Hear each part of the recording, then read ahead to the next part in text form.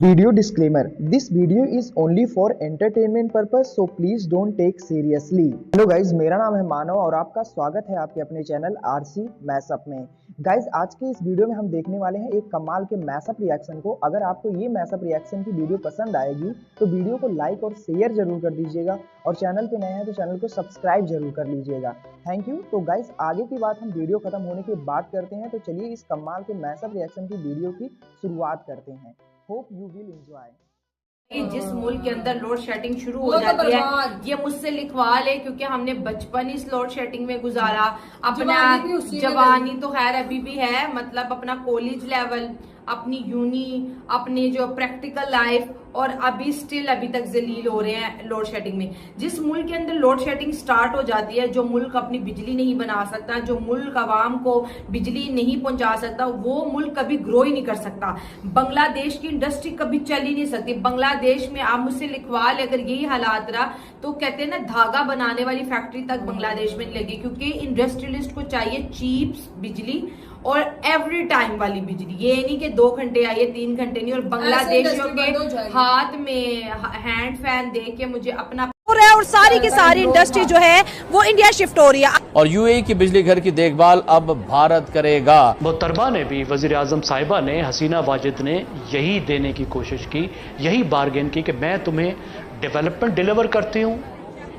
अब ये सारे इंटरनेशनल एग्रीमेंट होते हैं, इंडिया 2 मिनट में इंटरनेशनली इसको बांग्लादेश को ले जाएगा और बांग्लादेश की इंडस्ट्री के ऊपर और भी ज्यादा असर असू होगा। मुस्लिम मुल्क मुत्तहदा अरब अमारात, इसके भारत के साथ ताल्लुकात जो है वो बहुत अच्छे होते चले जा रहे हैं, जो भारत की कामयाब खारजा पॉलिसी का मजहर है। They have to be very careful, they have to be very wise. उनको इंतहाई वाइज होने की जरूरत है। अगर हम इस रीजन की बात करें तो इस वक्त जो है इंडस्ट्रियल हब इंडिया बन रहा है। बांग्लादेश की इंडस्ट्री वहाँ शिफ्ट होगी, हमारी वाली पहले बांग्लादेश शिफ्ट हुई, अब मुझे लगता है बांग्लादेश से वो इंडिया चले जाएंगे। हेलो फ्रेंड्स, जय हिंद। हिंदुस्तान स्पेशल में आपका स्वागत है दोस्तों।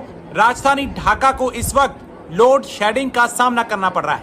यहाँ तक कि जिला, कस्बों और ग्रामीण इलाकों में तो 9 से 12 घंटों तक की लंबी कटौती की जा रही है। सोशल मीडिया पर बिजली संकट के बिगड़ने की शिकायतों की भरमार है।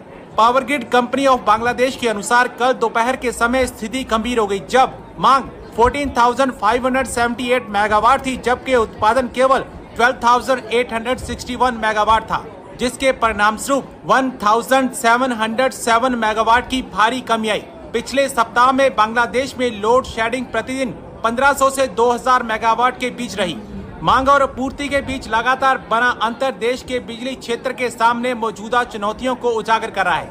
बांग्लादेश अडानी ग्रुप को पेमेंट नहीं कर रहा, जिसके परिणाम स्वरूप अब अडानी ग्रुप ने बिजली की कटौती करनी शुरू कर दी है। बांग्लादेश में ब्लैकआउट होने से हाहाकार मचा है। तो चलिए दोस्तों, आज की वीडियो की तरफ चलते। Thank you so much. Bangladesh की मुश्किलात में इजाफा होता चला जा रहा है। एक और मुसीबतों का बड़ा पहाड़ बांग्लादेश पर टूट चुका है। आप देख रहे हैं कि जैसे जैसे इंडिया बांग्लादेश से अपने जो प्यार का हाथ हटा रहा है, बांग्लादेश मुसीबतों का शिकार हो रहा है। आपने कहा कि उनके लिए इस वक्त इंडिया बेस्ट ऑप्शन है। क्या वजह है कि इंटरनेशनल जितने भी ब्रांड्स हैं, America, Canada, Russia, even though China, सब इंडिया को ही अपने लिए बेस्ट क्यों इस वक्त समझ रहे हैं? देखिए, जो आप अपैरल क्लोथिंग की ब्रांड्स की बात कर रही हैं, कोई भी बिजनेस हो, देखिए यूरोप की तो आपने नाम ही नहीं लिया। यूरोप यूरोप भी आ रहा है, ठीक है। यूरोप, ये जो रशियन कंट्रीज पहले होती थी, ये बहुत बड़ा पोटेंशियल है इन मुल्कों में। इधर गैस, नेचुरल रिसोर्सेज हैं, जहाँ नेचुरल रिसोर्सेज होते हैं वहाँ पे पैसा होता है। जैसे अरब्स के बाद ऑयल था, अब 30 तक ऑयल होगा, उसके बाद वो नेचुरल रिसोर्सेज। तो ये इंडिया के इसलिए जाती है, इंडिया उनको बहुत बिजनेस अपॉर्चुनिटीज़ देता है जी। वहाँ पे डॉलर का जो एक्सचेंज रेट है वो बहुत उनको बेनिफिशियल होता है जी। जो वहाँ पे जो, क्योंकि वहाँ की जो सैलरीज हैं वो भी बड़ी मोनोपोलाइज्ड है जी वहाँ पे, और वो बहुत बेहतर इफेक्ट आता है फॉर दी बिजनेस कम्युनिटी। तो मैं समझता हूँ कि और India is got a great economy. मैं इज़ अ नेबर कंट्री, हमारी उनके साथ दुश्मनी होगी वो बॉर्डर लाइन आर्मी के हद तक। We are one. एक टाइम पे हम इकट्ठे ही थे, एक ही हमारे अगर हमारे मजहब अलग हैं तो दैट डजंट मीन कि हमारा कल्चर तो एक ही है ना। ठीक है। लेकिन सर, यहाँ पे लोग कल्चर की बात नहीं करते, कहते हमारा और इंडिया का कल्चर एक कभी नहीं था। नहीं, देखिए वो उनकी जो रिलीजियोसिटी पॉइंट ऑफ व्यू से देखें ना, तो देखिए 972 साल हिंदुस्तान में ना गांधी के आने से पहले वो इंडियन कोई काउंसिलर की टीम भी था। वो अपनी पंडित पूजा से ही नहीं बाहर निकल सके, तो उन्होंने खुद ही कहा कि कायदे आज़म को कहा था कि आप पहले गवर्नर जनरल बन जाए, क्योंकि कोई इंडियन को इतना इस काबिल ही नहीं था। ये तो गांधी ने आके एक रेजोल्यूशन लेकर आया उनके लिए, और ही set an example for the rest of the Indians के देयर इज अ पोटेंशियल पूजा पाठ को साथ ये भी कुछ किया जा सकता है। They are not very good politicians at the end of the day, they are very good businessman, वो श्रूड हैं। मैं बाहर रहा हूँ काफ़ी अर्सा, मैंने देखा इंडियंस की बहुत हेल्प करते हैं। हम पाकिस्तानी एक दूसरे की टांग खींच रहे होते हैं, हम जेलस हो जाते हैं, तू इतने अरसे से यहाँ पे कैसे हो। पाकिस्तान में भी टांगे खींचते और बाहर भी टांगे खींचते हैं, आदत है ना। की जो साइड बैक पॉलिसीज़ भी होंगी, वहाँ के जो बिजनेसमैन है बांग्लादेश के जो कि अब छोड़ के जा रहे हैं, उनको कहीं किसी हद तक मैनिपुलेट करना या एक्सप्लॉयट करना, ताकि वो या उनको इंटरेस्ट ज़्यादा शो करवाना ताकि वो आ सकें, ताकि वो वहाँ पे मतलब जो है ना वो भारत की तरफ आ सके। लेकिन बात सुने कि याद रखें कि कोई भी मुल्क में इन्वेस्टर जो है ना वो कभी भी पॉलिटिकल कंसेंट को नहीं देखता, वो अपने इंटरेस्ट देखता है। हाँ, तो अब उनके इंटरेस्ट इंडिया के साथ हो गए हैं। जिस मुल्क के अंदर लोड शेडिंग शुरू हो जाती है, ये मुझसे लिखवा ले, क्योंकि हमने बचपन इस लोड शेडिंग में गुजारा। अपना जवानी तो खैर अभी भी है, मतलब अपना कॉलेज लेवल, अपनी यूनी, अपनी जो प्रैक्टिकल लाइफ, और अभी स्टिल अभी तक जलील हो रहे हैं लोड शेडिंग में। जिस मुल्क के अंदर लोड शेडिंग स्टार्ट हो जाती है, जो मुल्क अपनी बिजली नहीं बना सकता, जो मुल्क आवाम को बिजली नहीं पहुंचा सकता, वो मुल्क कभी ग्रो ही नहीं कर सकता।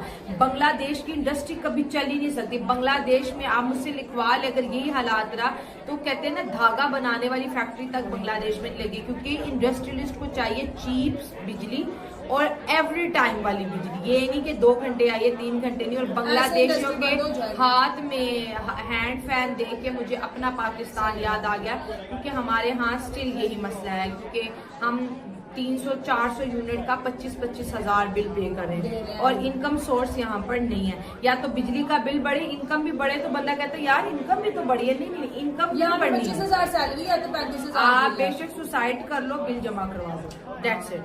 और हुकूमत वो वसूल करती है। कितने लोग मरे हैं, आप अभी भी गूगल कर ले पाकिस्तान में, क्या करें? वो कहते हैं या तो मौत है या बिल है, तो वो अपने आप को क्या करते हैं, मरना ज्यादा इजी है पाकिस्तान में। सो बांग्लादेश, गौतम अडानी साहब ने, क्योंकि 1 करोड़ के लगभग इन्होंने डॉलर्स की बात कर रही हूँ, पैसे देने हैं उनके, और अब वो पैसे नहीं देंगे तो ज़ाहिर है वो भी बिजली कम सप्लाई करेंगे। क्योंकि ये जो अब यहाँ के बांग्लादेश के प्राइम मिनिस्टर आए हैं, ये तो पहले इंडिया से इतनी इनकी अच्छी फ्रेंडशिप नहीं है।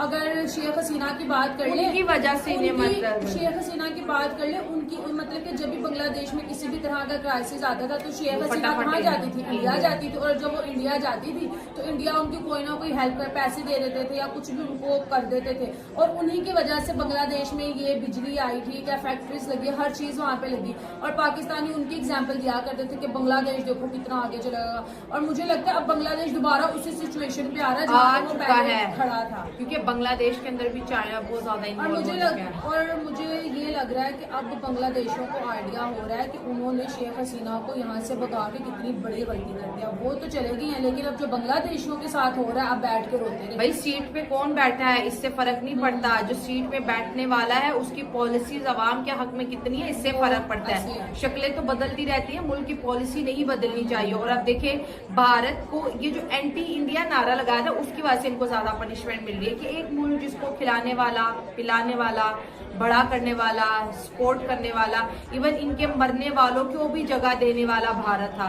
और फिर शेख हसीना को ये इल्जाम लगा के रखा कि मोदी के बेटे। और भाई मेरी बात सुनो, इंडिया और बांग्लादेश। गाइज आपको यह मैसअप रिएक्शन का वीडियो कैसा लगा, अपने थॉट को नीचे वीडियो के कमेंट में जरूर बताइएगा। वीडियो पसंद आई हो तो वीडियो को लाइक जरूर कर दीजिएगा। चैनल पे नए हैं तो चैनल को सब्सक्राइब जरूर कर लीजिएगा। तो थैंक यू।